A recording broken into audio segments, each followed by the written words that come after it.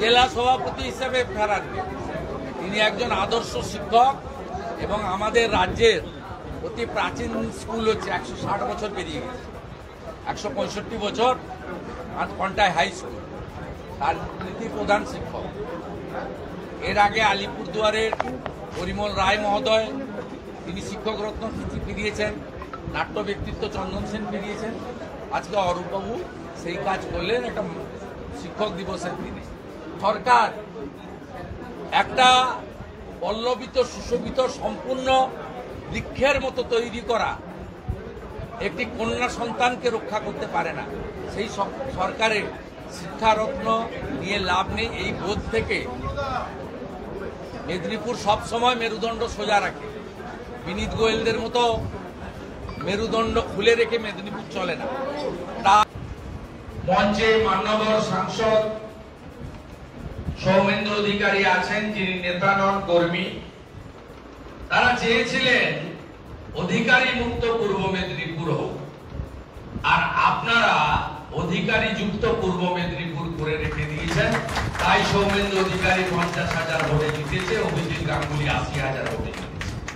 সোমনাথ বাবু আছেন, তিনি পেশায় ক্ষেত্র মহান বিদ্যালয়ের অবসরপ্রাপ্ত শিক্ষকও বটে, শিক্ষক বর্তমান রিটায়ার করেন কেন? আপনাদের আমি 30 বছর ধরে দেখছি, বয়স কমানো আছে। প্রণাম জানাই। ঋষিকেশ বাবু বনমালী চট্টা হাই স্কুলের প্রধান শিক্ষক ছিলেন, আজকে আমার সঙ্গে সম্পর্ক নয়। আমি ছাত্র নেতা হিসেবে ওনার ওখানে গিয়ে আন্দোলন করেছি। মাস্টারমশাই ধরেছিলেন স্কুলটাকে, অনেক বড় জায়গায় পৌঁছে দিয়েছেন। মাস্টারমশাইকে আলাদা করে চেনানোর দরকার নেই। এই যে আমি আয়োজকদের অনেকগুলো জিনিস আমার খুব ভালো লেগেছে। তারা আজকে ফুল দিয়ে যে আড়ম্বর বন্ধ করেছেন, উত্তরীয় দেননি। তারা সরস্বতী স্তোত্র পাঠ করেছেন, কিন্তু তার সঙ্গে কোনো বাদ্যযন্ত্র ব্যবহার করেননি। এই একটা অত্যন্ত শোকের পরিবেশ, উৎসবের পরিবেশ নেই। আমরা তো 5 তারিখকে 6 তারিখ করতে পারবো না। আজকে আমাদের গুরুজনকে, আচার্যকে প্রণাম করতে হবে। রাজনৈতিক যারা করেন, রাজনীতির গুরুদেবকে পান, কর্মক্ষেত্রে বস বা গুরুদেবকে আমরা পেয়ে যাই। চলতে চলতে অনেক গুরুদেবকে আমরা পেয়ে যাই, তাদেরকে সামনে রেখে আমরা এগোই। তাই আজকের দিনে গুরুদেরকে প্রণাম করা, শ্রদ্ধা জানানো, তাদের স্মরণ করা আমাদের প্রত্যেকের কাজ। আমার মাতৃদেবের পরে কাঁথি ব্রাহ্ম বালিকা বিদ্যালয়ের প্রাথমিক সেকশনের হেডমিস্ট্রেস, তিনি আমার গুরু মাতা ছিলেন। পরবর্তীকালে অমল কুমার মিত্র মহোদয় আমার গুরুদেব ছিলেন। কলেজ জীবনে অধ্যাপক নলিনীকান্ত দাস, তিনি আমার গুরুদেব ছিলেন। আমি ক্লাস 8, 9, 10 মডেল ইনস্টিটিউশনের পিছনে বড় বালিয়াড়ি ছিল, সেখানে শাখা করতে যেতাম স্বয়ংসেবক সংঘ, রাষ্ট্রীয় স্বয়ংসেবক সংঘের শাখাতে, যেখানে দেশপ্রেম, রাষ্ট্রবাদ জাগ্রত করা হতো বালকদের, বালিকাদের মধ্যে। সেখানে আমার গুরুদেব ছিলেন তমাল কান্তি বিশ্বাস, পল্লব কান্তি বিশ্বাস, পারিজাত পল্লব বিশ্বাস, অধ্যাপক গঙ্গেশ বিশ্বাসের 2 সুপুত্র। কলেজের শিক্ষাগুরু নলিনী বাবু ছিলেন, তার বাইরেও আমি এনএসএস করতাম 11 থেকে 3rd ইয়ার অবধি।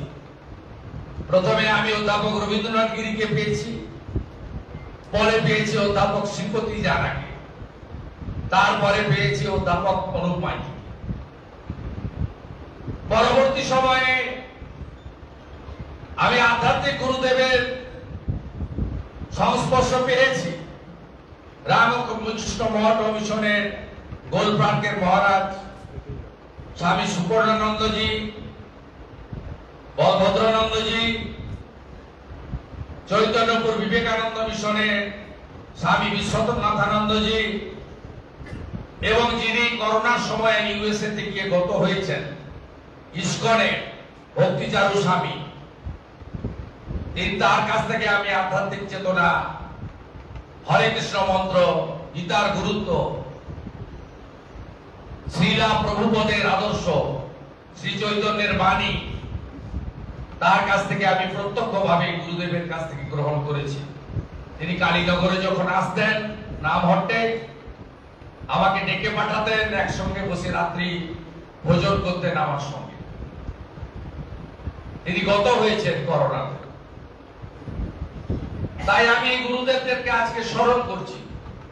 রাজনৈতিক ভাবে আমি অকৃতদার থেকে মানুষের জন্য করার প্রেরণা পেয়েছি সতীশ বাবু, সুশীল বাবু, অজয় বাবু, তাদের জীবনী পড়ে। সুশীল দাঁড়ার সংস্পর্শ আমি পেয়েছি কুমুদিনী ডাকুয়ার মাধ্যমে। আমি মাথা উঁচু করে লড়াই করা শিখেছি দেশপ্রাণ বীরেন্দ্রনাথ শাসমলের জীবনী পড়ে। একমাত্র হিন্দু যাকে মৃত্যুর পরে দাঁড় করিয়ে পোড়ানো হয়েছিল তার নাম দেশপ্রাণ বীরেন্দ্রনাথ শাসমল। আমি সমবায়ের পাঠ শিখেছি প্রয়াত অধ্যাপক সুধাংশু শেখর পণ্ডার কাছ থেকে। তার বাড়ির বারান্দায় তিনি আমাকে ট্রেনিং দিয়ে তৈরি করেছেন। 1999 সালে কার্ড ব্যাংকে তিনি আমাকে চেয়ারম্যান করেছেন, দ্বিজেন বাবু, বরেন পাত্রদেরকে সরিয়ে। আমি এইভাবে রাজনৈতিক আদর্শ পেয়েছি প্রথমে আবা মাইতি মহোদয়ের কাছ থেকে, যিনি রাসবেরি পাল মহোদয়ের বাড়িতে থাকতেন। এলেই আমাকে ডেকে পাঠাতেন, একসঙ্গে মুড়ি খাওয়াতেন। আমি তখন ছাত্র নেতা।